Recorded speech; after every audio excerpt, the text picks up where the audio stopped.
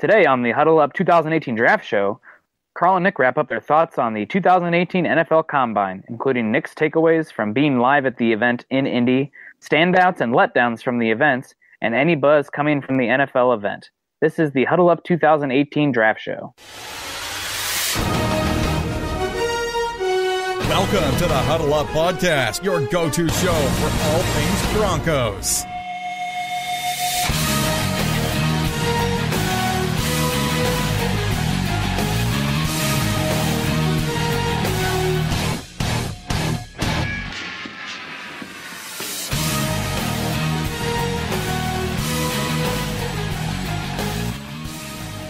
Once again, Broncos country, it is time to huddle up draft style. I'm your host, Carl Dumler, and with me, as always, I have my co-host and good friend, Nick Kendell. Nick, how are you doing, man? How's it getting back from Indy? It's bittersweet, I guess, is the best way to put it. Like, it's an amazing experience, but it's kind of a whirlwind. You know, you have all those prospects at once, and you're trying to produce a bunch of content and, you know, make it worth the trip, and it's so many things going on at one time, and you want to tape the big prospects and get, you know, once you tape it, you have the rights to the tape. But you also want to go around and talk to all of the smaller guys as well, because, I mean, you know, you never know who's going to be the one that makes it bigger, who's the guy your team is going to take. And you just can't do everything at once. So I did what I could, being a solo man there for MHH, Mile High Huddle. And happy to be back, get back on the sleep track here, and going to be actually going to Florida this weekend, visiting the girlfriend's grandparents, probably their last time going to Florida. They're kind of snowbirds, so this might be their last trip. They're getting a little bit up there, so go, travel, but that's okay with me. There you go. Good, man. At the Senior Bowl, I just remember how much of a whirlwind it was. It's just nonstop. You got to be doing something at all times and talking to somebody, and it's hard to keep up with everything going on around you. You kind of want to be in about 10 different places at once, but man, it is a crazy experience. Yeah, absolutely. And it was a lot of fun to hang out with my sister and her boyfriend as well. It's appreciate them for housing me for the 5-6 days I was there. And it's not a bad drive from Iowa City to Indianapolis. You know, it's not the most picturesque, but it's interstate. It's easy. So happy to do it. Hopefully everybody enjoyed the content that I put out there. Gosh, I don't know. Decent amount of pieces. I was going to say, I was just about to mention, all of our listeners out there, go to Mile High Huddle, go look at all the different articles, especially there's a lot of them on the quarterback situation, and there's a lot of inside information, things that are going on that Nick has heard, that others in our Mile High Huddle family have heard. And as you know, we are one of the places that seems to break information usually 2, 3, sometimes even a month ahead of time. So get over there to Mile High Huddle. And on that note, we want to let you know that the Huddle Up 2018 Draft Show's focus is all things that pertain to your Denver Broncos as it relates to the upcoming NFL Draft. With Nick and myself being draftaholics, we'll be bringing you fresh insight and analysis each and every week in every single episode. From scouting reports, player values, scheme and personnel fits, and general draft-related banter. You can follow myself on Twitter at Carl Dumler MHH, as well as follow Nick at Nick Kendell MHH. And make sure to tweet us any questions or opinions you have, because we live for talking Bronco football. You can also follow the podcast Twitter account at HuddleUpPod. Make sure you check out ours and our co-writers' written content at milehighhuddle.com, a part of scout.com, an affiliate of the CBS Sports Digital Network. We know your listeners are as football, draft, and Bronco crazy as we are, so please give us a click and subscribe to us on iTunes as well as Stitcher. And don't forget to share us on Facebook and Twitter.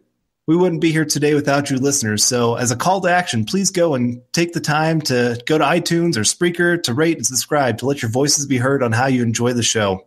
Well, Nick, before we get to the Combine and some things that are going on, I thought it'd be a great thing to start with. We have free agency starting, in a week? Is that right? Yeah, I think it's about a week. Legal tampering, I believe, starts the 12th, and free agency opens up the 14th, so things are about to go down. It's going to get crazy here for a few weeks. So anyway, let's start off with the free agent quarterbacks, because the Combine, just as much it is about the draft prospects, a lot of times it is the rumor mill of teams talking to agents and players and everything else that's going on. And there's a lot of talk, especially about Kirk Cousins, because he is the free agent darling. I don't know what you want to call him, the the treasure that everybody is trying to get to if they need a quarterback. And so I guess what have you heard, I guess, when it comes to the Broncos? Are they still in on Cousins? Are they the favorite, not the favorite? What are you hearing? The Broncos are going to be in on Cousins until they reach that point where they find it's not conducive for them to sign him. Like if the contract just gets way out of whack. But I would say they're not the favorites right now. There's some talk of the Jets, but I think the Jets are purely a leveraging spot. They don't have a very good team, and they have a lot of cap space. So if you keep saying, hey, the Jets are offering this much, you can really use them as leverage against better teams like the Vikings and the Broncos, who are the two that I think it comes down to in the end. I think the Broncos feel like they are not the favorites anymore. I think the Vikings have stepped forward.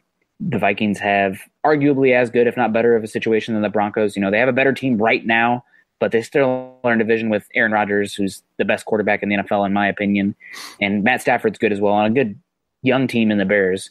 And the AFC West is not as good as the NFC North right now, let's be completely honest. And the AFC is not as good as the NFC, especially when it comes to quarterbacks. So we'll see what happens, but if you put a gun to my head right now, I would probably say that Kirk Cousins ends up on the Vikings. They have a lot of cap space. They can front load a contract and give him a short-term, heavily guaranteed deal. And there were some rumors today that they offered him, what was it, a 3-year, $91 million guaranteed deal?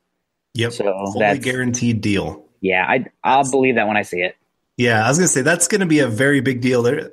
Pretty much the other 31 NFL teams are going to be very upset whenever the first team does that. Because then you're going to have every quarterback after that coming and saying, hey, I want a fully guaranteed contract. Gave it to Cousins. Why can't we get one? And so all of a sudden Aaron Rodgers, when there's talk of him getting a new contract, he's going to want that. I just can't see an NFL team quite going that crazy. An 80-85% guaranteed, I can see that.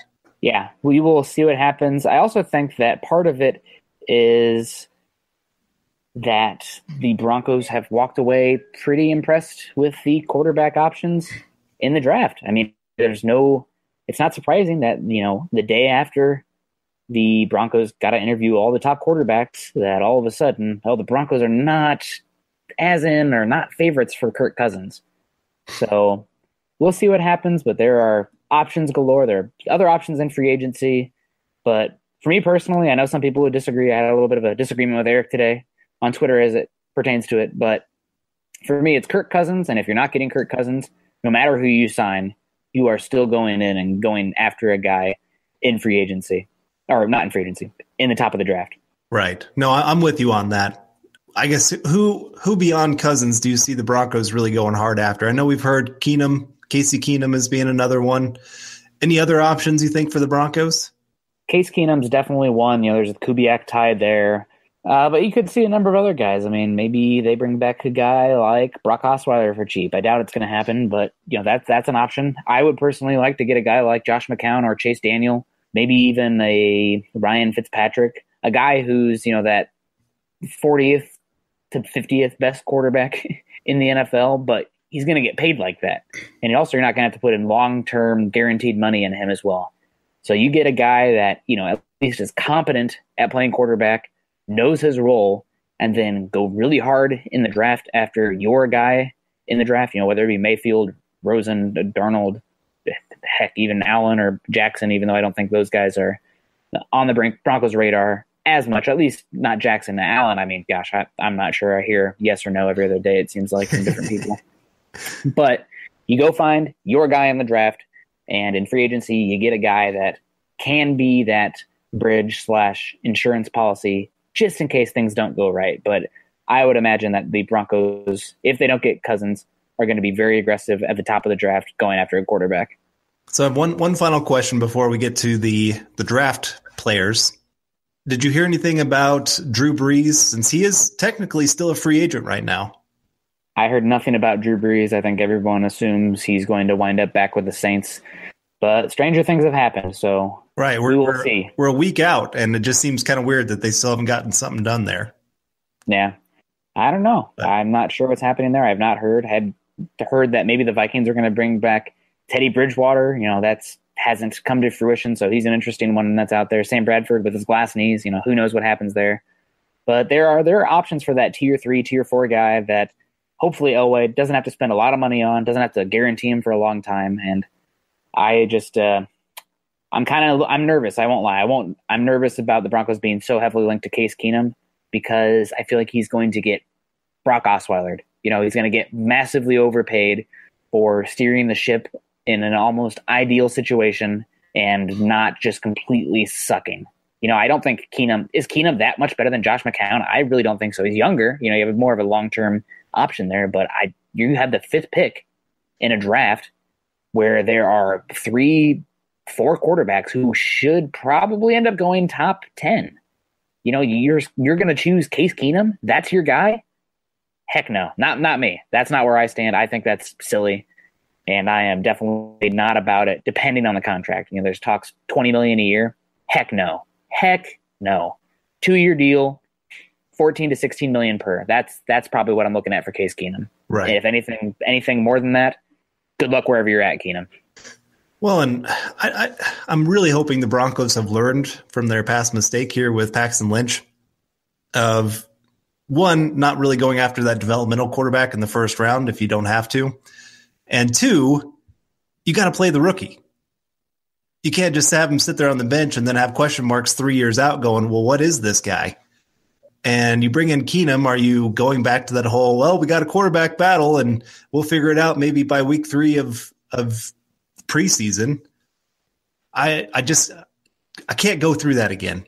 As a fan, I just would hope that we're just going to get one of the rookies and say, all right, you're a man. We want to see what you can do. We're going to build around you. Let's do this. And just commit to that guy. Stop being wishy-washy of where things are going. And I know Paxton didn't help himself. He didn't go out there and win the job. But I just feel like if you're bringing in Keenum, you're just putting yourself right back into that whole situation. And I just don't think that's the best place to be. Yeah, I agree. I'm a little bit in the middle there as far as playing that quarterback right away. Like if you get a guy like Josh Rosen or Baker Mayfield, odds are that they're going to be the guy right away. But, it's not the worst situation if you have to do with like what the Bears did last year where, you have that guy like Glennon who is okay, solid. And it just gives that quarterback a little bit of time. There's the expectations somewhat lessen and you kind of give them a little bit of time to get comfortable. If it's Rosen, probably he comes in day one. I mean, I think Rosen's probably walks in and he's a top 20, 25 quarterback in the NFL. But it's not a worse idea. If you have a guy like Josh McCown, who's, proven to be pretty solid over the last few years, despite having pretty horrible teams around him. And if he beats Rosen or, something happens in that regard, Rosen just not quite ready. If you go with a guy like that for 3-4 games, it's not the worst scenario to me. Just my opinion. And I'm okay with that too. Because, I mean, in a way, to me, if you're taking a rookie, one, the Broncos are not going to be Super Bowl contenders next year. I've kind of said the same thing even if we get Kirk Cousins. I don't believe that we're Super Bowl contenders because I don't think we could beat the Steelers, the Patriots, or the Jaguars. I still think those 3 teams would be better than us. But I don't know. I would be okay with that, them starting for a few games. But I still want to see the rookie get his opportunity and learn on the field. It just there's something different about that. I used to be kind of look at how Phillip Rivers did and Aaron Rodgers sitting on the bench and how much that helped them. And I just think it's actually better now looking at players like Jared Goff, how much he improved year 2. Carson Wentz is another. I mean, those 2 guys, all of a sudden they turned into top 15, even Carson Wentz maybe being top 3 quarterback in the NFL after pretty rough rookie years. So I don't know. I just kind of want to see what that guy can do on the field and give us some hope for the future at the position. But let's just go ahead and look at the rookie quarterbacks here then. And what did you see in the throwing drills? Did anybody stand out to you? I think that Allen looked better than I thought he would. But again, it's the Underwear Olympics. I still don't know if he has any anticipation or touch throws in his arsenal. And talk is, I heard from multiple people, that he was the least impressive of the top 3 guys, or the top 4 guys, I guess, on the whiteboard and in the team interviews, asking him to dial up tape and draw it on the whiteboard. So throwing drills, I mean, he obviously has the big arm. We knew he was going to come out there and throw lasers. he definitely moved up a little bit, but not too much. I did like his press conference. He seems a little bit young, not like super goofy, immature like Paxton Lynch, but he still seems pretty young mentally. And he didn't have the aura that I had when I spoke with Mayfield or Rosen.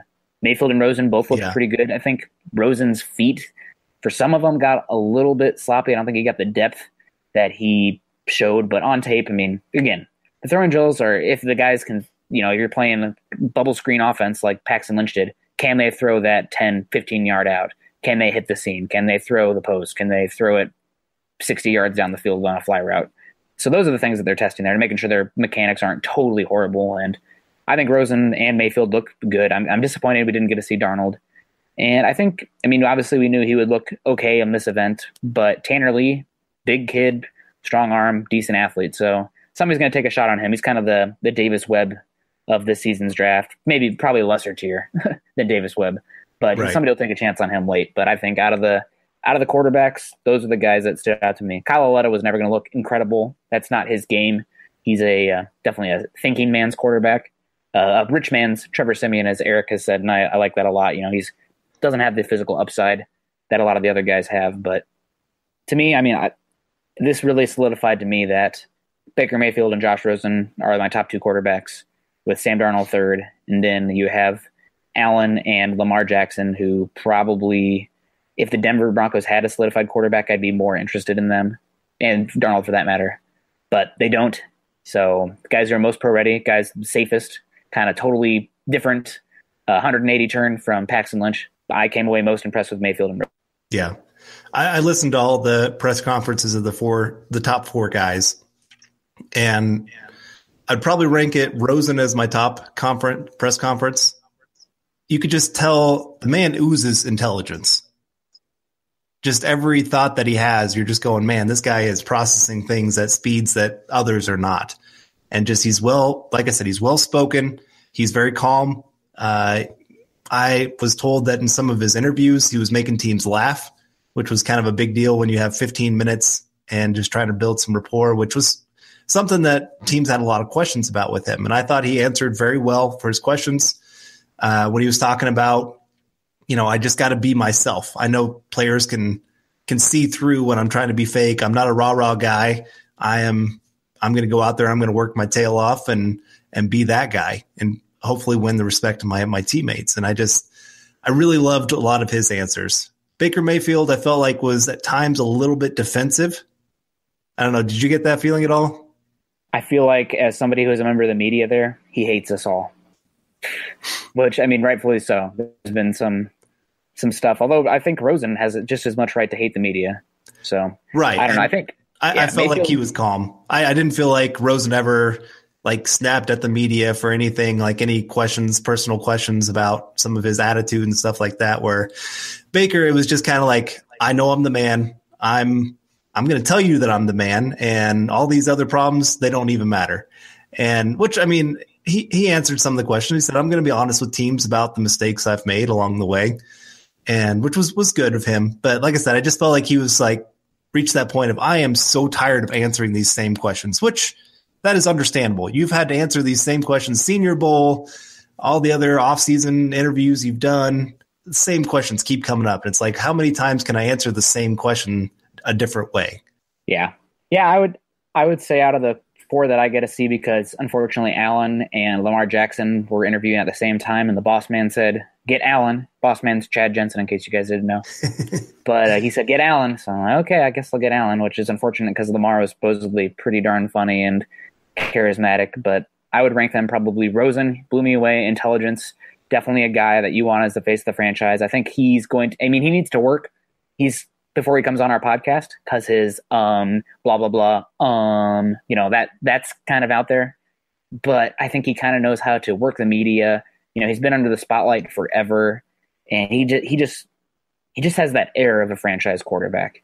So I'm a big fan. He's been my quarterback one, and all of this just solidified it for me. He's the guy that if I had to put my eggs in one basket, he'd be the guy. Then Baker, he kind of had that somebody pissed in my Cheerios kind of attitude, which is fine. That's who Baker is. Loved by teammates, maybe not as liked by media, which is mean, whatever. As long as his teammates are going to bat for him, that's fine. Josh Allen, again, talking about him, he just seems a little bit young. He's going to have to grow into that role. I don't think he's a day one guy who steps in and people fall in line, if that makes sense. And Darnold, I honestly was probably the most disappointed with Darnold's. Maybe he came across as too PC. I don't know. Maybe he's just that super extrovert kid. I mean, there is talk that he wouldn't talk when he was younger. So extroverted. I mean, he hid behind his mother's legs and they had to pretty much pry him to kindergarten is one of the reports that's out there. So he's always been that kind of introverted guy, but his teammates apparently follow him on the field. So, there's a difference between the teammates and the media and the locker room and everything like that. But I found it odd that he was the only quarterback that when they asked him, who's the best one in this draft, he didn't say me. So I don't know. I want a guy with swagger. I want a guy with a little bit of swagger, and I thought Rosen had the best balance of intelligence, moxie, reflectiveness, genuineism, if that's a word, and just overall talent. So, I think that was pretty much solidified for me. The other question for me with Darnold that really bothered me was when they asked him about sitting behind somebody, and he was just kind of like, yeah, that's fine. If that's what a team asks me to do, that's what I'll do. And I'm like, no. I loved Baker Mayfield's answer to that. Like, I'm not here to sit behind somebody. I'm here to go win the job. I'm going to go push that guy as hard as I possibly can. That's what I want to hear. That gets me fired up, that this guy's going to go out there and have that attitude where I feel like Darnold's kind of if I have to sit a year, that's all right with me. Like, it's no big deal. I'll just go learn and see how things go. And so, I was very disappointed with him. The throwing thing, him not throwing, that really didn't bother me too much because lots of quarterbacks in the past have chosen not to do that and still got drafted very high and have done very fine in the NFL. That's not a big deal to me. But, I mean, I would have loved to have seen him throw. But, again, it's just not that big of a deal.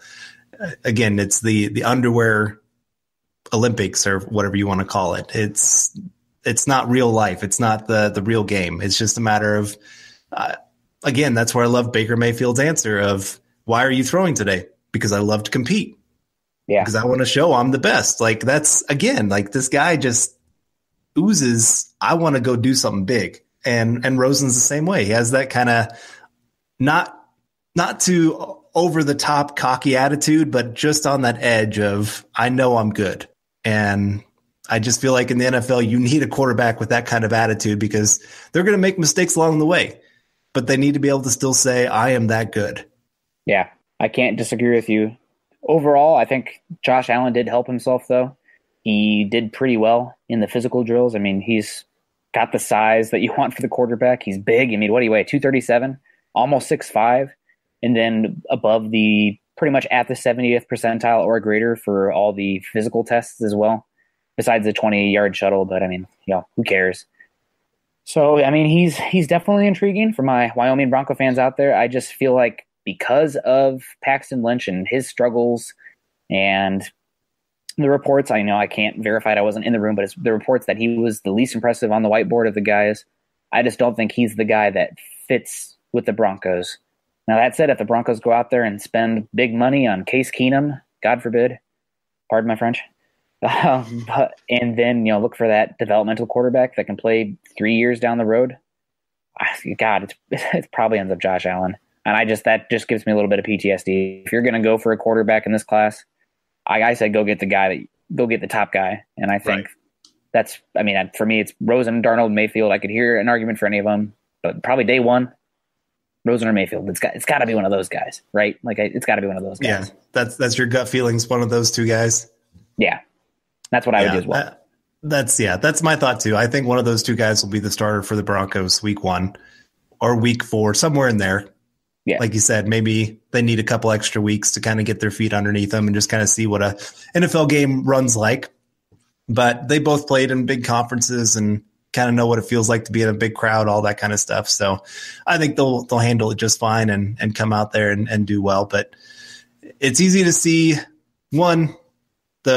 just kind of getting back and just kind of wrapping up this whole quarterback buzz, all of this, what's going on with the Broncos. But the players want Cousins. I just saw right before we started this podcast that Emmanuel Sanders was out there trying to win Cousins over to the Broncos, saying, hey, come throw to DT and I. We'll do some good things kind of thing. And Von Miller earlier today was on ESPN's First Take. I didn't even know that show was still going, but I guess it is. And He again was pretty much trying to hype up Cousins, and it's understandable. These players want a proven quarterback. They don't want a rookie that they're going to have to see, is this guy any good or not, come in. They're not going to want to go through his developmental issues. They want a guy that can come in and day one give them their best chance. So makes sense the players are wanting and pushing for Cousins, but I hope that they can, if things don't work out that way, that they can get behind the rookie too. Same here. So there is a little bit of trade buzz. There was a rumor that the Broncos were in talks with Cleveland for the number 1 overall pick. I talked with some people, and that sounds like hashtag fake news. So we'll see about that. But the two that are more interesting is the New York Giants at 2 and the Indianapolis Colts at 3. Some talk of the Giants may be looking to move down. They like Saquon Barkley and Quentin Nelson a lot and might want to make a run for a guy like Eli, at the very end. They like Saquon. They like Quentin Nelson. So trade down to 5 makes a lot of sense. One, if not both those guys, will still be there, and the Giants can add more assets. Same with the Colts. I've heard the Colts linked with those two, but also Roquan Smith and the main one, Bradley Chubb. Odds are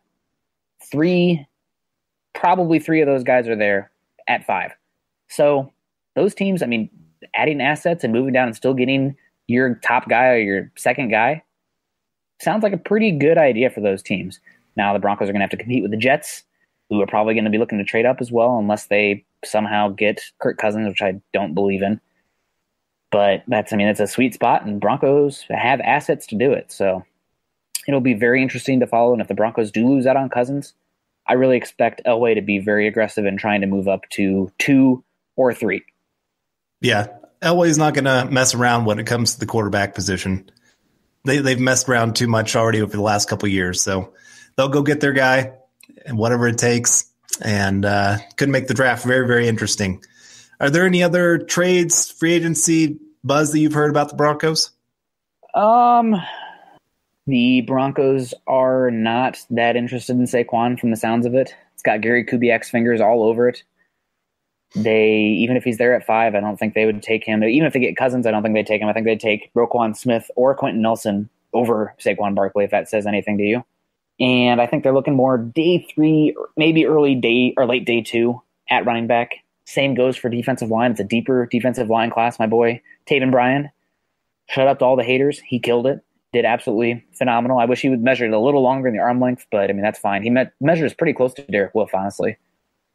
So that's an interesting one. But I think the Broncos will do the same thing with defensive line, interior defensive line, as they would do with running back. Look late day 2 to early day 3. And I think they're more interested in wide receiver than I thought they'd be. Some indication that maybe a guy like James Washington, maybe a DJ Chark, maybe a James Washington. Did I already say James Washington? DJ Moore. DJ Moore's up there as well. Maybe even a Michael Gallup. So I think the Broncos are more interested in wide receiver than I thought they'd be. And I think they had hoped that Will Hernandez would fall to them in the second round. But after the combine, I don't see that happening. Fortunately for the Broncos, though, this is a very deep free agent class at the interior offensive line and in the draft, as opposed to the tackle position, which has gotten worse and worse as the days go by. So I've talked about that a little bit in my 5 key takeaways from the combine piece that went up today. Yeah, I saw that. I was a little disappointed that Connor Williams is being viewed more as a guard than a tackle. It's partially to do with his lack of length. He did measure right at the cutoff at 33, but then when you look at the tape as well, I was talking to somebody about it, and it has to do with his pass sets. He doesn't really have that ability to, at least not consistently, to be that kick step guy, get depth, and then catch edge rushers. He uses more of a quick set where he's aggressive right off the bat and kind of lunges into guys, which is very, very typical of, you guessed it, a guard. So he probably starts as a guard, maybe can be developed into a tackle, but talk is he's probably starts as a guard. It just depends on what the team needs. Best case for him, though, probably day 1 left guard and can be developed. Maybe a team like the 49ers with Joe Staley aging and running that zone scheme. Connor Williams would be a great fit for them at the guard position. Alrighty. Well, we still have a bit to get to here, but first we want to say thank you to our great sponsor, Audible. Get a free audiobook download and a 30-day free trial at www.audibletrial.com/huddleup. Over 180,000 titles to choose from for your iPhone, Android, Kindle, or MP3 player. Again, that's www.audibletrial.com/huddleup. I have a flight to Florida coming up, 2 flights actually, unfortunately, from the Quad Cities to Florida. and you can bet that I'm going to be using Audible on those flights. My girlfriend's not a great flyer, so I'll be there to support her, but hopefully I can catch some shut-eye and enjoy what all the different books and everything Audible has to offer. All right, well, moving on, we're going to kind of go about this the same way that the draft played out. The first day of interviews is offensive line and running backs, and then it goes wide receiver, tight end, and quarterbacks, which we already talked about the quarterbacks, so I guess that one we can take out. And then defensive line, edge rushers, linebackers, and finally the secondary. So starting off with the offensive line, Carl, I'll kick it off to you. Who were a couple of your freaks along the offensive line? Colton Miller of UCLA has to be up there. The man just killed it at the combine this year. And I know there's been some talk of him being a first round pick, and I'm guessing combine probably doesn't squelch some of those rumors, but you watch the tape and you don't see a first round pick. You see the athleticism and maybe a guy that you can develop into that kind of player. I mean, you talked about the tackle group not being that great. Maybe he gets pumped up because of that, but he's not a guy that I want the Broncos to take, at least not in the first round. Well, obviously not at pick 5. Even if we trade back, I don't want to take him. Maybe second round, maybe late second, early third is more where I see him talent-wise. But again, really killed it at the combine, did everything possible to pump up his name. And the other guy that really I thought did well was Joseph Noteboom of TCU. He just, again, a guy that seemed to show up top 5, top 10 in almost every single drill. So very, very impressed with him. Wow, I can't believe you didn't talk about Brian O'Neill. He's somebody that I'm pulling up Mock Draftable right now. His number one comparison, Garrett Bowles. Garrett Bowles is actually better coming out, I believe, but you're talking about a guy who is an athletic freak at that position. Brian O'Neill, former tight end, developed into a offensive lineman. He has the athletic goods to be a good tackle. However, the tape just isn't there. And I mean, you saw him at the Senior Bowl. He struggled a little bit, so he's probably a project, but as far as athleticism goes, I mean, he's up there. He ran a 4.82 at almost 300 pounds. And that's unheard of. That's in the 98th percentile of all offensive tackles ever. So, pretty good guy. I measured out with a pretty good length as well, 34 and an eighth wing arm length. So, a little bit slender guy that's going to need some time to hit the NFL weight room and get better, but he's an interesting one and definitely a winner. I mean, it just proved what we pretty much already knew. He's a good athlete. Another guy who showed out very well, Desmond Harrison, showed up with, still pretty light 292, but had a pretty good arm length at 34 and ran a 4.940. So good athlete and apparently answered questions well. I heard some positive buzz coming from him. And I don't want to, steal from anybody. I guess another big winner at the offensive line would have to be Mike McGlinchey. He didn't test great athletically at all, but he didn't suck. And that's pretty much what you have to do with this offensive tackle class because it was that putrid. Another big winner, I'd have to be a lot of these interior offensive linemen. Austin Corbett from Nevada, very good. I hear the Broncos are very high on him. Braden Smith tested great. Colby Gossett from Appalachian State. James Daniels being talked about as high as 14 to the Packers. He interviewed awesomely. Oh my gosh, he made my heart flutter because he said, you know what he wants to do after he's done with football? What's that? He wants to get a master's in public health from the University of Iowa. Nice. I damn near pooed myself. I was like, I did that. That's me. So very excited about that. And Wyatt Teller tested very well athletically as well.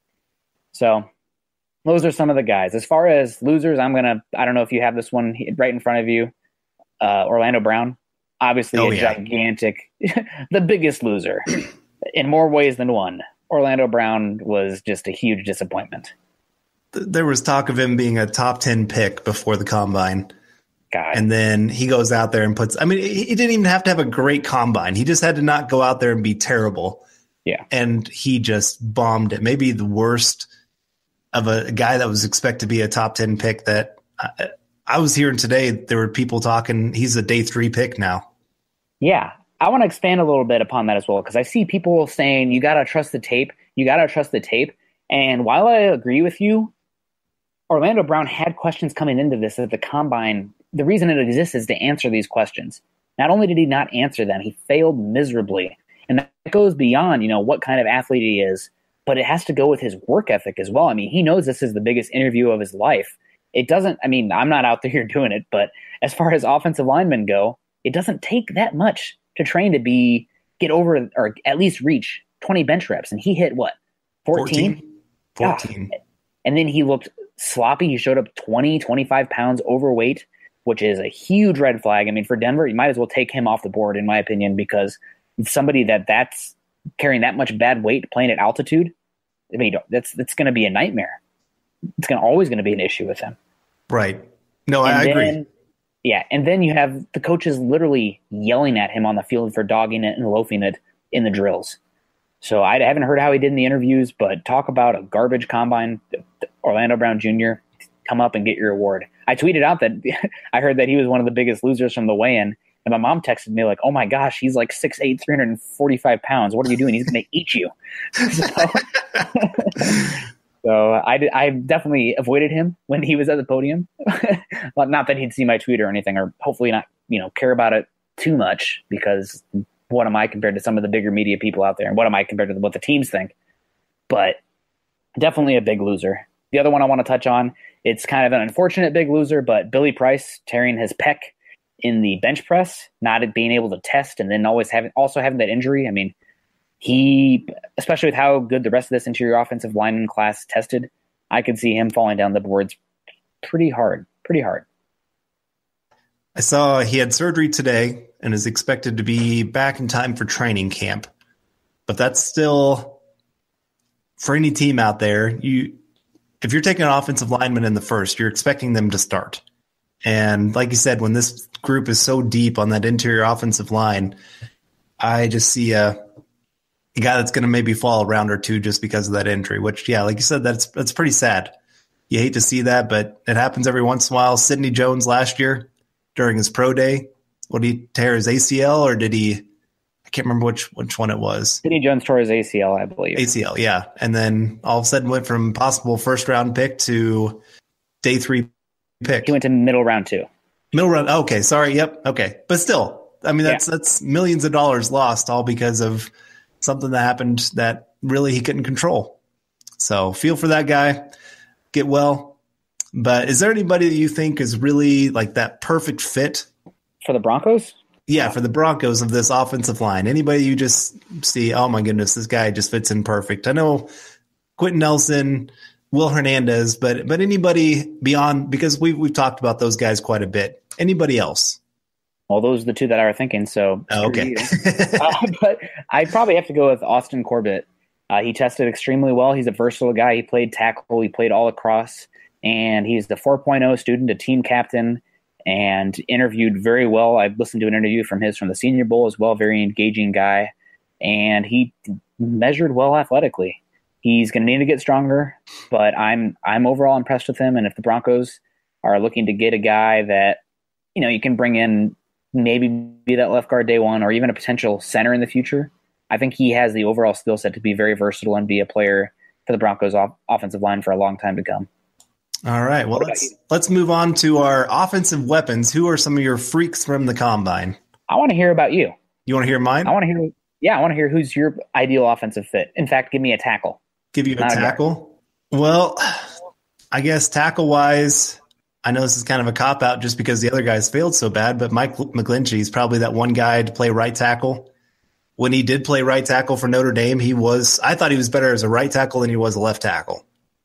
And I think his skill set fits better over there. I think he's a pretty good run blocker, and that's the one guy I wouldn't mind a late first-round pick using on him. But I think because the other guys have failed so bad, he's going to get pumped up higher than he probably should be. Guard-wise, trying to think who, beyond the guys that you already listed and the guys that I already said can't be used, I'm going to go with Braden Smith. That's my guy. Okay.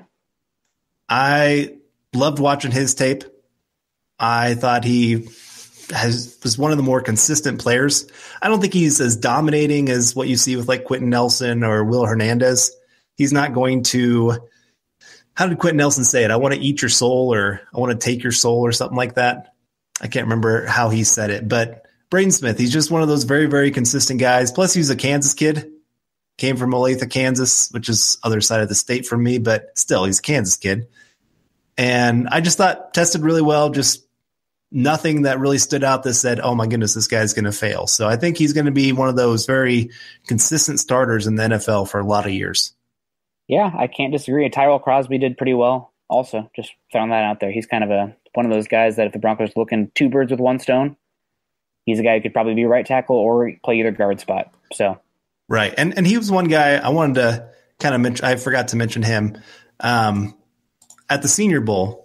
One thing that really impressed me is he got beaten pretty bad the first couple days, but the final day he really showed a lot more. He finally was holding up a lot more and just kind of looked like he got his feet underneath him, kind of understood what was going on with the Senior Bowl, because that's a whole new experience. That's a whole new way of playing when you get to something like that, when you're asked to learn a new playbook and go against guys you've never faced before, never really watched a whole lot of tape on or anything like that. And so I think he's one of those guys. He's going to be better than what he showed at the Senior Bowl to start off with, at least. So I think I was a little rough on him, but like I said, I was impressed that he kept going, kept fighting, and got better as the week went on. And he interviewed pretty well also. So interesting guy, definitely a leader. And I would be happy to have him, hopefully round 3, but I could see potentially taking him round 2. As far as final loser, I'm sorry, we need to move these faster. I'm sorry. We are definitely offensive line and defensive line guys. I've converted you finally. But a guy that was disappointing, I guess, would have to be Jamarco Jones. He measured in okay size and everything like that, but his athletic testing, especially his 3-cone, not great. And that goes also with his tape. He looks like a guy who's a little bit stiff, a little bit top heavy, and I think that transferred over the 3-cone.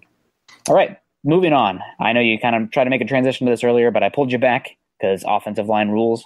Offensive line and quarterback, the two main priorities, I would say, this offseason. But moving along, offensive weapons. And I see you have a freak here that is one I won't dispute, so I'll let you start with a few freaks. All right, well, let's start with the guy that I've talked up quite a bit.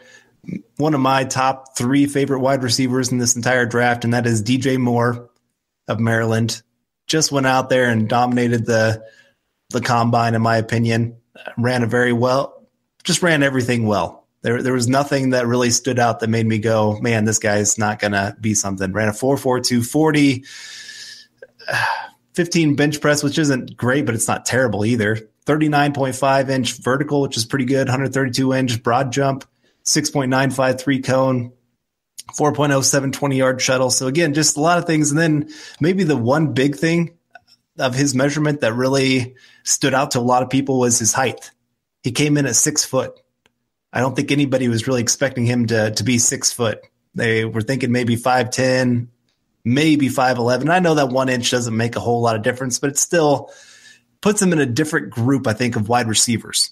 You start looking at him somewhat as being able to be that outside guy as well as that slot guy. So measured in well, again, and 210 pounds. That's the other big thing for him. There's a lot of 6 foot guys that are that 175, 180 pounds. You're going, oh my gosh, how is their frame going to hold up in the NFL? Again, you don't worry about that with DJ Moore. So he checked a lot of boxes, in my opinion, at the combine. Another guy, I mean, this is just a pretty obvious one, Saquon Barkley. We can't not mention him because he's a freak among freaks. We knew he was going to blow up the combine. I don't know if we knew he was going to do this well. Did you think he was going to do this well? I honestly did. I thought he might even do a little bit better. But, I mean, he still killed it, so it is what it is. Right. So, again, I thought did really well. Antonio Callaway, this is a interesting one. We've talked about him a little bit on this show, not too much, because he's a guy that he got kicked out of Florida and has had a lot of issues. At one point, there was a report that he had failed multiple upon multiple drug tests while there at Florida. They gave him lots of extra chances. And so at many points, a lot of people thought this guy's undraftable. And then he goes out there and has himself a really good combine. I heard he interviewed really well. Didn't you hear that? Yes, I did. So answered a lot of questions. He was one of those guys that the combine was going to be his best friend. And he just blew it out of the water. So another guy that I was very impressed with. If we're looking at just the tight end position, because I thought they tested pretty well as well. Mike Gesicki, Penn State, just just destroyed the combine. He might have been top 3 tight end performances of all time at the combine. Just under Vernon Davis. Yeah. Yeah. I mean, that's saying something when you're looking at that. Mark Andrews, I thought he did nothing to hurt his name, at least. Running a 4.67 40 and just kind of showed pretty well at most of the drills. 31-inch vertical could have been a little bit better, but again, just nothing that really hurt his draft stock, I think, is what I would say. But those are 2 guys at the tight end position. I guess Jalen Samuels, I guess they said that he was a tight end. I don't know what position you really want to call him. Is that what you would call him, tight end? Offensive weapon. There you go, offensive weapon. He did really well. Running a 4.54 40, 34.5-inch vertical. I'm not leaving you many guys here because I'm just kind of going down my list here. Sorry. But, yeah, those are guys. There's a lot of guys in this group that just really did well. Very, very impressive group. Yeah, okay. Well, out of the guys that are left, I was very surprised by Bo Scarborough. He didn't run the fastest 40, but his lower body explosion, especially the broad jump and the vertical jump, very good. Very good. He measured in 6'1.5", 230 pounds, and honestly, he should have played linebacker. Let's be completely honest, he should have played linebacker. Probably has a better future in that regard, but the injuries are concerning. I thought that Kalen Ballage had a pretty good, but not totally surprising week at the combine. He measured in huge, and his athletic testing compared to his size is very, very good. Another guy who did great overall, I would say Darius Geist did pretty good. He could have done a little bit better. We'll see his broad jump and everything else like that at a Senior Bowl, but I think he answered questions there. Kerryon Johnson, I thought, had a pretty solid combine overall. Nick Chubb, I can't believe you didn't mention him. He was the one that was the most impressive. I had him at RB5, and after his combine performance and based on Denver's needs, he's up to RB3 now. He super explosive. Yeah, super explosive. The lower half, good speed, great size. And if you're looking for that power back that can run between the tackles and fill in be a better version than what CJ Anderson was, he's great. Rashad Penny had a pretty good combine as well. I mean, that size to run a 4.46, that is damn good. Damn good. Disappointing, I would have to say Sony Michel. I thought he would be a little bit more explosive. He tested a little bit average athletically. Mark Walton was extremely disappointing athletically, in my opinion, overall. And I guess John Kelly is one as well. I was hoping he would be a little faster than he showed up. So he didn't run the 40, which is a concern for me, but I was hoping that he'd be just a little bit better in his strength and his shiftiness. As for a wide receiver, big winners, DJ Chark has to be one. Equanimous St. Brown has to be one. I mean, that dude, what would he, 6'5", 215 pounds and ran close to a 4.4 40. What a freak athlete. And Alan Lazard. There's some talk that he may have to move to tight end, or teams have asked him to move him to tight end, but man, what a great combine for him. And that's not the same player that I saw on tape. I thought he was much stiffer than that. So he moved pretty well.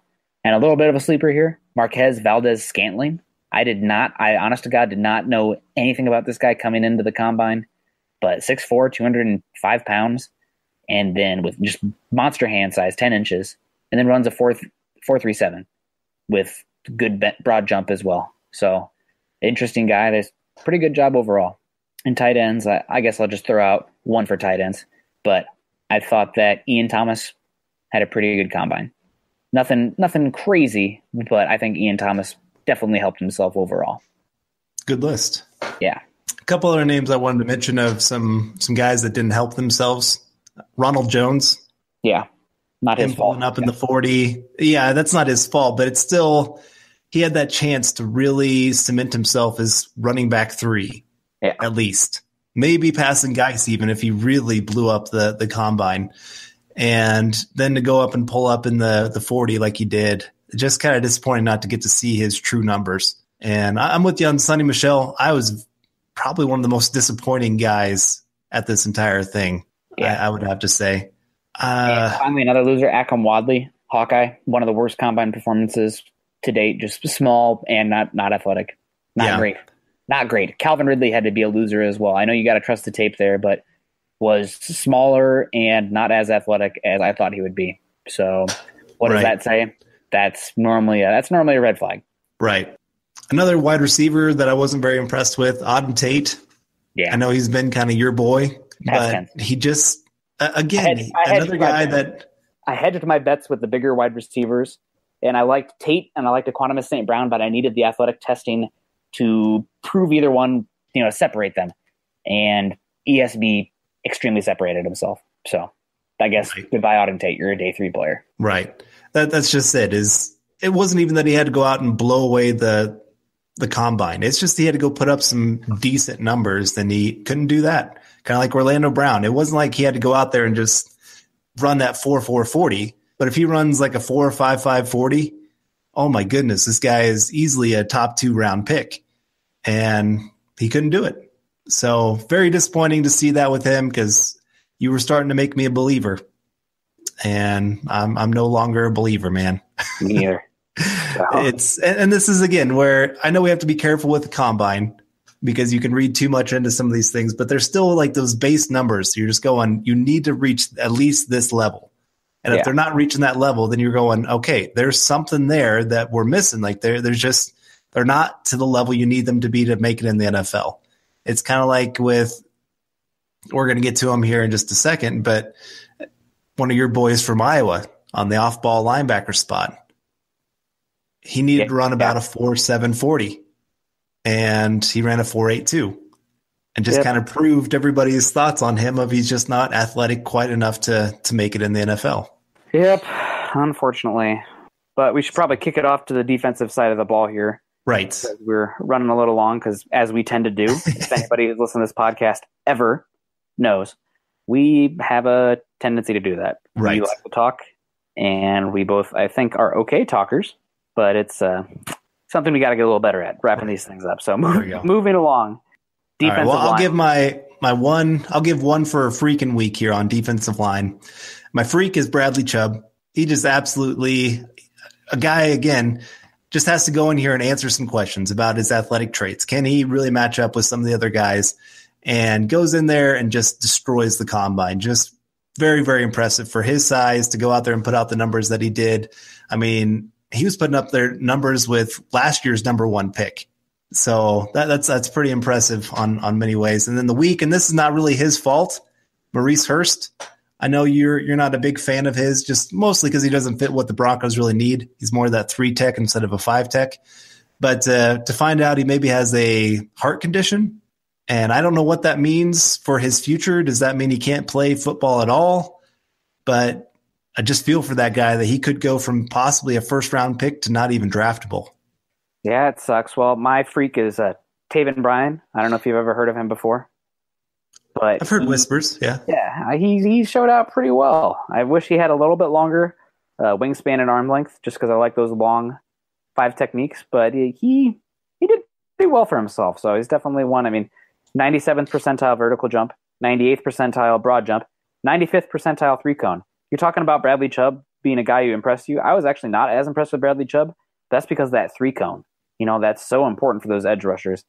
Taven Bryan, at almost 25 pounds heavier, whooped his butt at the 3-cone. Now, that's granted, Taven Bryan's a great athlete, but definitely worth being noted.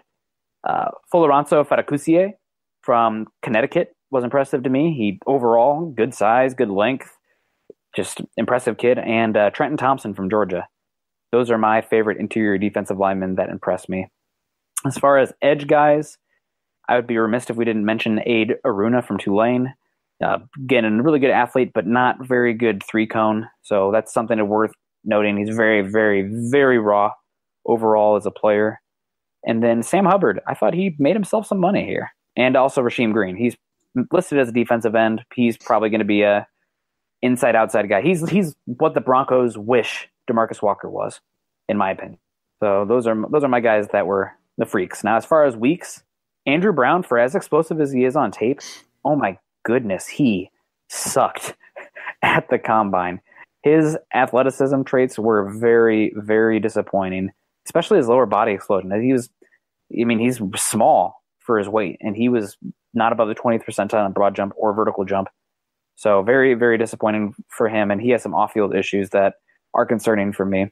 And then another guy who was a major disappointment had to be Tim Settle. He showed up sloppy, definitely had some sloppy weight overall, and fell down like multiple times during like the drills. So he's somebody that I had some expectations. There are flashes on tape, but I have some questions about his body type and his just readiness going forward.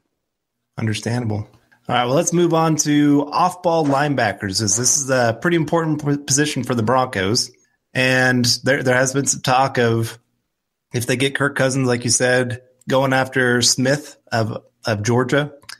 But another guy that I wanted to mention that should be in that talk, if we're talking taking inside linebacker early in the draft, Tremaine Edmonds. To go in there being, 254 pounds, something like that? Yeah. And ran as well as he did. Just everything he did was impressive for his weight. And I think he secured himself easily as a top 15 pick for sure. And so very, very, very impressive guy. Another guy I really liked was Fred Warner. You dog. Did I take your guy? I was totally going to say him. Oh, man, I'm sorry. It's okay. There's plenty more. This is a pretty good athletic linebacker group. It's deep. Yeah, I was going to say, it was almost harder to find a weak than a freak for sure. Yeah. This guy, 4'6", 40, 21 bench press, 38.5-inch vertical, 119-inch broad jump, 6.93 cone. I mean, he blew this event out of the water. 32-inch arms as well, 236 pounds. Just everything about him. You're just going, this is the guy that would fit well with what the Broncos need. So very, very impressive guy. I would not be shocked to see that he's high on the Broncos wish list. Yeah. I wish he was a little bit more physical on tape, but he's had some injuries as well. But I'm a fan for sure. For me, guys that stood out, again, you took my guy Fred Warner, who's somebody that I like a lot. And if the Broncos can get him, hopefully round 3, that would be ideal. Leighton Vander Esch, I mean, his spider graph is beautiful. Not only does he have the height, he's in the above the 90th percentile in height, weight, wingspan, arm length. And then he's above the 70th percentile. So he's 83rd percentile, 20-yard shuttle, 85th 3-cone, 89 broad jump, 93 vertical, and then 71 40. So he's smooth and he's huge. And I mean, he showed up 256 and he moved like that. That guy looks more like an edge linebacker. He's just a monster at his size. And I was impressed with Matthew Thomas from Florida State as well. Tested very well. There's one more that I had written down. Oh, Oren Burks from Vanderbilt. And also, I mean, obviously, the biggest freak there, in a good way, Shaquem Griffin. I mean, what he was able to do this week, he was, from a month ago, not even going to be invited to the NFL Combine, to putting up 20 bench reps and officially running a 4.38 40 at 230 pounds. I mean, I'm not sure exactly what his role is going to be at the next level. He didn't measure the biggest. He's pretty small, maybe more of a safety type at the next level, but he's going to find some place in the NFL. And I'm going to be pulling for him very hard because what a story, what a great personality. And I've heard as early as round 2 could happen for him with how he tested and how he interviewed. I mean, teams love this guy, and rightfully so. At worst, he is going to be a special team star for you. Yeah. That kind of speed, that kind of size, running down the field like he does. And I know he's kind of one of those guys that plays with reckless abandon. That's what you need on those special teams sometimes. Those guys that aren't afraid to go get some hits and break through a pile of guys and make a tackle. So, yeah, very impressed with him. And it's even just beyond his story for him to go put up the numbers that he did at the size he is. That would be impressive for anybody to go into the combine and do what he did. But for him to do it with just one hand, oh my goodness. So yeah, very much pulling for him and could open the NFL's eyes to some new ideas, some new thoughts on what can come into the NFL. So good luck, young man, I guess. I can call him young men now since you're old. 10 years. I know I'm like 10 years older than most of these guys. Oh my gosh. I don't know if that's sad or good. I don't know. It's definitely different. Yeah, there you go. There you go. Different. But as far as some duds, sorry. Oh, go ahead. After you, sir. Okay. Some weeks, I guess, at the linebacker position. got to start with your boy, unfortunately, Josie Jewell. Just wasn't his best showing. He had some decent drills, but it was kind of 50-50 of how well he showed up. I'm not saying that he's undraftable, because I would still love the Broncos to draft him, because I think he's a very instinctual player, and I think he's a great leader. I think he's a great locker room guy, but I don't think he really helped his cause. I don't think he answered the questions that he needed to at this event. He's not very big, and he's not very fast. He did do pretty well in the 3-cone. I mean, his change of direction, awesome in 90th percentile. 60-yard shuttle was good, but just small and not fast means you're going to have some issues at the next level. So I love me some Josie Jewell. And instincts, maybe he proves us all wrong. But I think, you hit on it. He's definitely got some issues coming in the next level. My personal off-ball week was Chris Wormley. I was hoping for more coming from him. He has decent size, 6'1", 238 pounds, but his athletic testing numbers were putrid. Just really, really not good. And I thought maybe, potentially late round 3 kind of guy. He's going to end up a day 3 linebacker. So had higher hopes for him. He's one of the standouts from the Shrine Bowl, but he stunk. Period. No other way to put it. He honestly probably had a worse overall showing athletically than Josie Jewell did. So here we're at. Do what? I said, here we are with it. Yep. All right. Well, let's move on to our final group here, the secondary. And I think we have the answer to who is the first cornerback taken in this draft. And I think it's gonna be Denzel Ward. Who would have thought that? Oh my goodness. He just went out there and just dominated this combine. Ran a 4.32, tied for the top 40 time in all of the combine this year. So very, very impressive. Showed up well in the other drills, showed well on the drills where he's asked to flip his hips. Just looked very natural for the position. Looked like he was very prepared for this event. I just can't see how he's not going to be the first quarterback taken, unless he just doesn't fit what the team likes to do. And then on the opposite side of that was the guy that I thought he was competing for that first cornerback spot, and that's Josh Jackson. I know I'm picking on your Iowa boys today. Hey, man, well coached, about. Very smart kids with instincts. We constantly bring in not the best athletes and make them the best they can be. I guess, yeah. I guess that's the case, because he didn't look fluid in his drills. His 40 time was very, I guess you'd say average. I don't even know if you'd call it average. And that was one of the questions coming in. That was one of the questions coming in was, how is he going to test in that? Because some people were questioning a little bit of his athleticism, and I just don't feel like he answered those questions very well at the combine. So not his best showing. I still think he's going to be a high pick, obviously, but I don't think he's going to be the first cornerback now for sure. He's going to be great in a cover 3 scheme, but if you're looking for a man corner, I don't think that's your guy. So, I mean, I'm definitely going to pound on my chest a little bit. I've been a big Denzel Ward cornerback 1 guy for a long time. He's cornerback 1 with a caveat. I think the most talented cornerback is Holton Hill from Texas, who also did pretty well overall at this combine event. Didn't have a great vertical jump, but he's 6'2", 200 pounds with, 32-inch arm length. So not too worried about that. But, yeah, very impressed with Denzel Ward, and he should be a top 15 pick in this class. Other than that, I was pretty impressed with, I think the cornerbacks were pretty solid. Isaiah Oliver, overall pretty good. Not the best 40-yard dash at 4.5. Wish he'd be like a 4.45, but very long, very, very long. 33 and a half wingspan. He's got longer arms than Connor Williams. If that says anything. And then my biggest winner, honestly, Denzel Ward probably should be up there. But my biggest winner personally is Jair Alexander. I mean, that dude tested phenomenally. His 3, didn't he break the 3-cone record? It's up there. I'm not sure. He tested you might be phenomenally. Right. So yeah, he was a great athlete, and if he can prove that he's healthy, he should probably be the second cornerback off the board, in my opinion. I've been high on him for a while, but don't pay too much don't pay too much attention to his tape from last season. He was injured. His tape 2 years ago, first round pick. As far as some losers, yeah, easily. As far as some losers, I thought that Michael Joseph from Dubuque struggled tremendously, not the best there. Oh, it was Jordan Thomas that broke the 3-cone drill. That's who it was. He's quite an enigma. Very interesting player. Darius Phillips, I thought would have tested better than he did. He's small, and he ran a slow 40. So, again, same with Josie Jewell. If you're small and you run a bad 40, you're going to have a bad time at the next level. Dante Jackson ran fast, but, the other issues with his tape.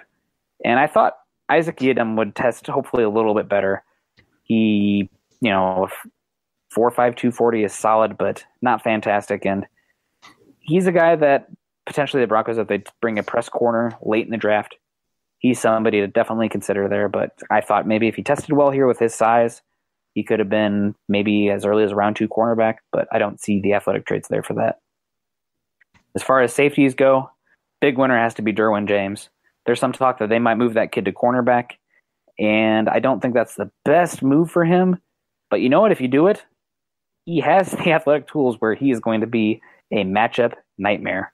Compares very favorably to Jalen Ramsey, Antonio Cromartie, and Jamie Smith as far as the huge guy with athletic tools. Doesn't have the traits for the cornerback right now, or the tools, but very, very, very interesting guy. And then my other big winner at the safety position, Justin Reed. Very great interview, smart kid, and then came out here and ran a 4.4 flat 40. Wow. He's going to have to improve his tackling, but Stanford kid, played a lot of years, high-quality football, and I am a big fan of him overall. Another player I wanted to mention real quick that I thought needed to have a better combine than he did was Tavares McFadden. Oh, yeah. From Florida State. 4.7, 40? 4.67, yep. Oh. And for a press corner, that's not what you want to hear. He showed up size-wise, 6'2", 198 pounds. That was fine, and had a decent vertical jump, 38.5 inches. Broad jump, 121 inches. So those were good. He didn't do any of the other drills. But that 4.67, that's going to be at the very top of his chart for a lot of NFL teams. Can you trust this guy that if he gets beat, is he going to have the catch-up speed to do anything? And he had some struggles this past year with Florida State. His sophomore year, very impressive tape.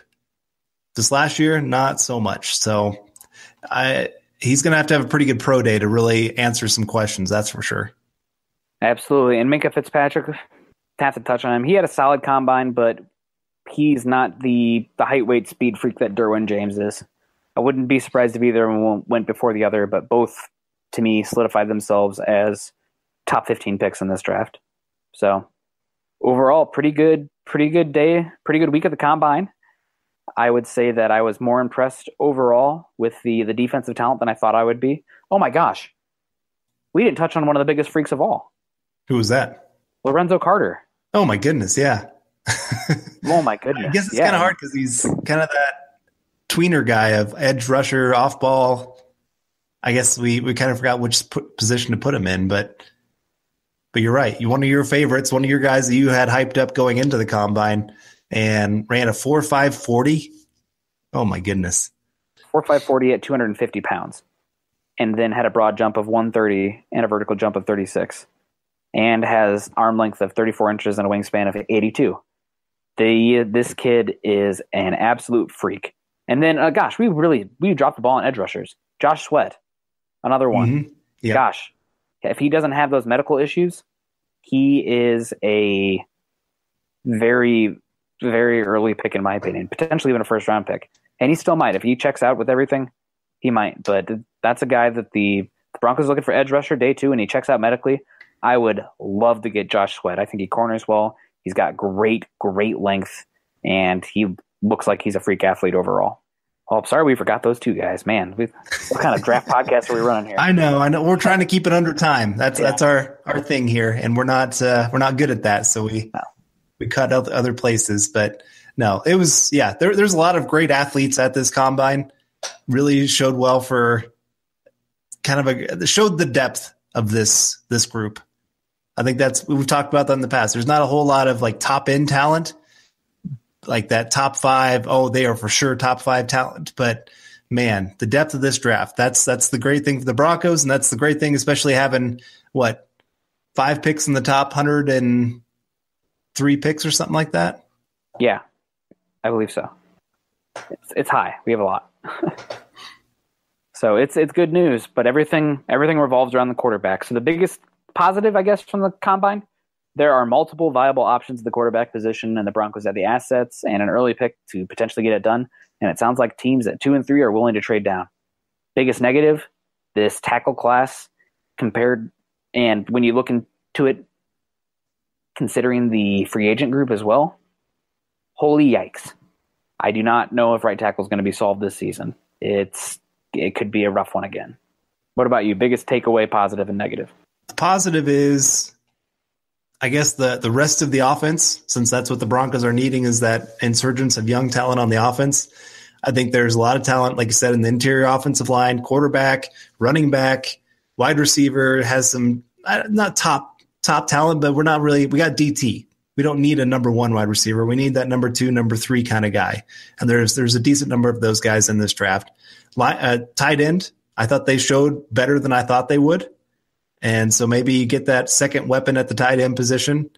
But again, there's just some decent options for the offense. And like you said, the defense showed better than I thought they would. So especially at positions where the Broncos need some help, that off-ball linebacker spot, that's great. The fact that the Broncos have some depth at positions of need other than tackle is big plus for them heading into this draft. If they get a couple questions answered, especially in free agency, that helps all the more to really be able to nail down who they're going to go after. Biggest negative beyond the tackle position, I guess it's maybe just the uncertainty of the quarterback position still. I know it's just I'm getting impatient. We've talked about it for 3. Now we're closing in on 3 seasons of who's going to be the starting quarterback for the Broncos. And I want that question answered as soon as possible. And I just don't know when we're going to get that answer. Well, absolutely. It was a good combine. Thank you, everybody who followed along to my lives, whether it be the interviews or just giving my thoughts on all the articles I wrote. Man, I feel like I wrote at least like 2.5 articles a day. So it was a busy time, but a lot of fun. And maybe next year I can get a partner out there. I know there's financial considerations that come with that, but to get everything done that I'd like to get done, it's impossible to do by yourself. So we'll see, but we're growing and learning and getting better there. But that's going to wrap up this week's episode of the Huddle Up 2018 NFL Draft Podcast. You can find Carl on Twitter at Carl Dumler MHH, and myself at Nick Kendell MHH. Also, make sure you head on over to Mile High Huddle, an affiliate of Scout.com and CBS Sports Digital. Over there, you can find ours and our co-writers' content, not just related to the NFL Draft, but all things that pertain to your Denver Broncos. We are very active on Twitter, and if you have any thoughts on the podcast or any of our opinions on there, make sure you add us. I think we're overall pretty friendly guys, and we won't bite your head off unless you tell me that Josh Rosen's not QB1. Then we're fighting. Or if you mock Josh Allen to the Broncos, then we might be fighting as well. Yeah, that's going to be – those are fighting words. Yeah, exactly. We'll see what happens. He definitely rose the stock of the combine, though, so we'll see. You can follow the Huddle Up podcast by subscribing to us on iTunes and for Android users, Stitcher, as well as check us out on YouTube. You can follow us on Twitter at Mile High Huddle and at Huddle Up Pod. Again, please be sure to subscribe and rate us and reach out to us as we love interacting with you guys. For Carl Dumler, I'm Nick Kendell wrapping up another episode of the Huddle Up podcast. We hope you enjoyed it, and we will see you next week. Go Broncos and go draft. Mile High Huddle.